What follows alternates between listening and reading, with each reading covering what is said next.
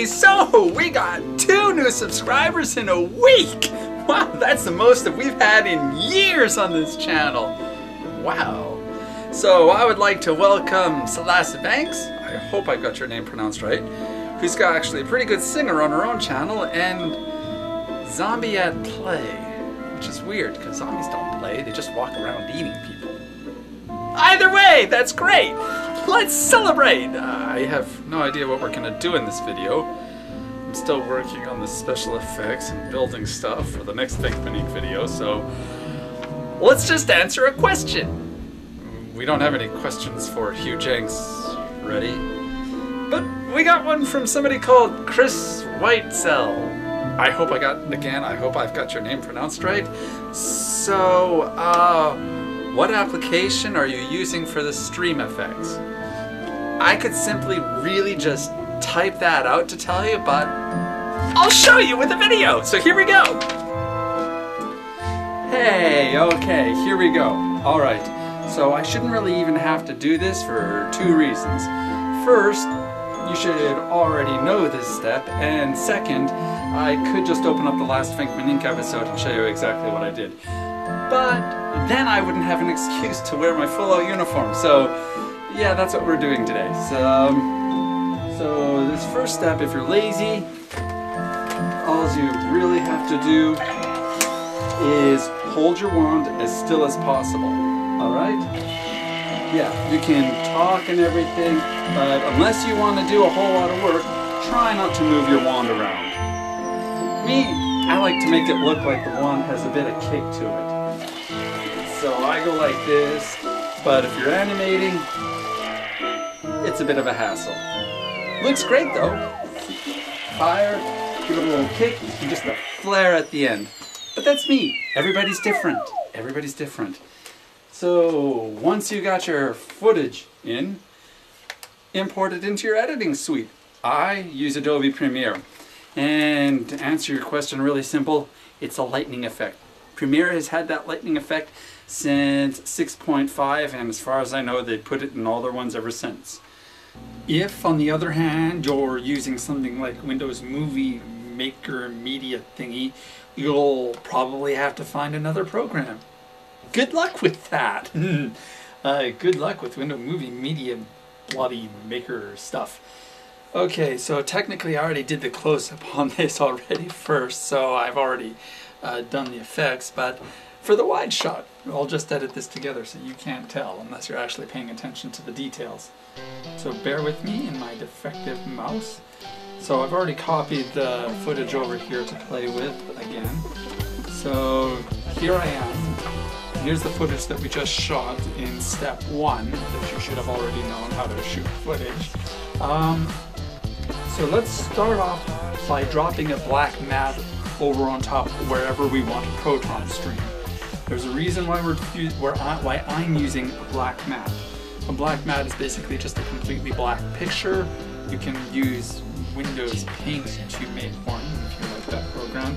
Just make sure that it is the exact same size as your screen. Go and take a look at your properties.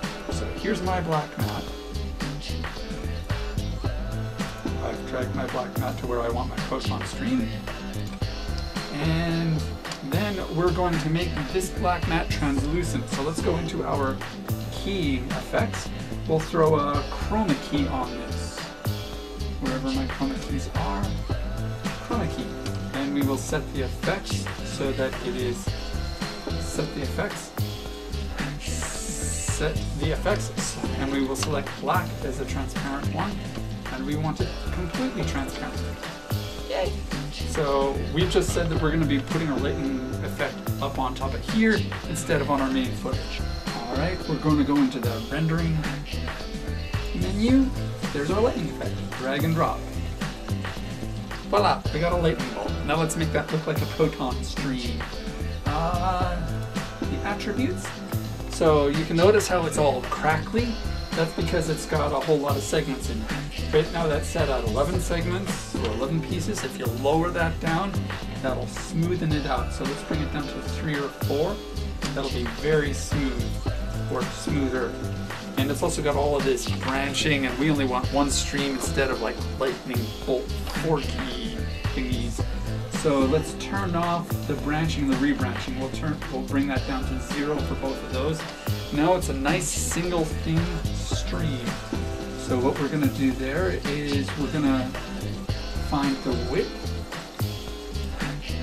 and we're gonna increase the width of that. I like to go about halfway and get a nice thick stream, and now it's almost looking like a proton stream.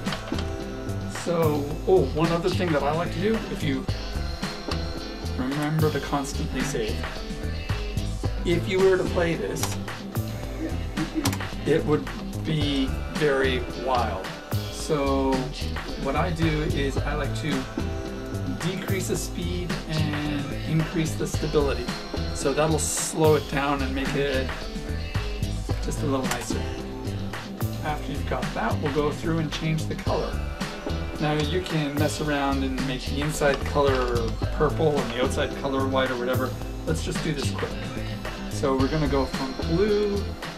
Now I'm going to show you, I've got a orange color selected right there. Watch what happens. And you'll notice, because you're trying to mix the colors, I've got a very deep orange right there. Once I click OK, it turns out neon yellow because it's mixing with white and whatever, and it's almost impossible to get it to the color that you want. So this is why I have it on the black map. What I'm going to do now that I have it in the ballpark of what I'm going for is I'm going to add a hue filter to it. You can find that here. Go into your effects. Go into your advanced adjustments, your image control, drop the image control onto your black map, and under your image control there's a little hue slider. You can slide the hue and you can change that to any color you like. You can make it a meson stream, green, gray, purple, or whatever. So I like to try to get it to an orangey pink, if you can get that. So there's orange. And one other thing that I like to do, a director buddy of mine, David Ellison, he suggested that I try to make it translucent. So let's go up to the opacity and I'll drop it down to about 70%. On a completely black background you can't tell right there, but over top of some detail it's fine. That actually looks pretty good. It looks more like a light red. So then let's go adjust our coordinates to put the proton stream where we want. Back into the lightning controls, you've got your coordinates right there. You can do this two ways. Because it's on top, you can click and you can get, and then you can juggle around and click to get the little crosshairs on the endpoints. I don't like to use crosshairs. I like to type in the coordinates itself, but you can drag the crosshairs to where you want it to be. For something this simple, that's really easy. And that's your basic proton stream. Because I threw that hue filter on, I want to keep my little crackly blue stream on a separate channel. So I'll put my blue stream on the original footage. So you can just go and redo that whole thing, or you can right click, copy, and then just paste it right onto your main stream on its effects channel. Okay, so then let's quickly go over and I will show you how to make your proton stream track to a moving neutrino wand. I'm just going to click copy. I'll copy this whole black mat over because this stream doesn't move. I don't have any keyframes associated with it, so I don't have to delete them. And then I'll just paste it over where I want another proton stream. So in order to get this to track properly, put your frame on the first spot of the proton stream, go into your lightning effects, turn on your keyframes.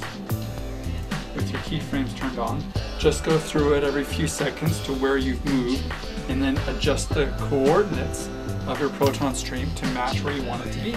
So my first frame, this is where I want it. Go over, I've lifted my neutrino wand up. Now you can use the crosshairs.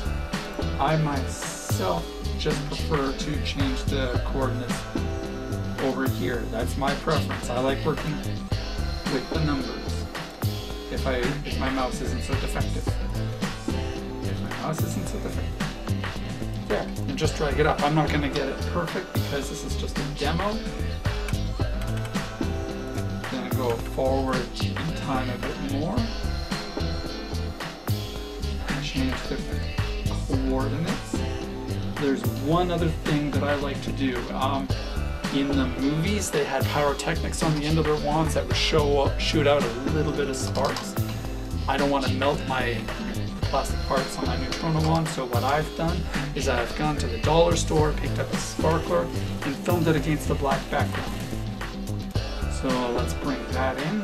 I've got my sparks footage.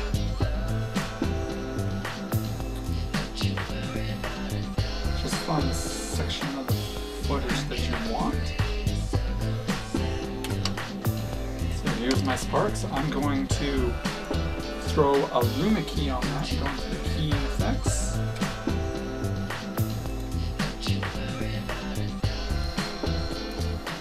Luma key. There, now I got sparks on there. Go into the settings for that. I'm going to go into the motion controls. And I'm going to scale that down to the size that I want. You'll notice that under the motion controls you've got coordinates or position of where you want to slide this on the screen.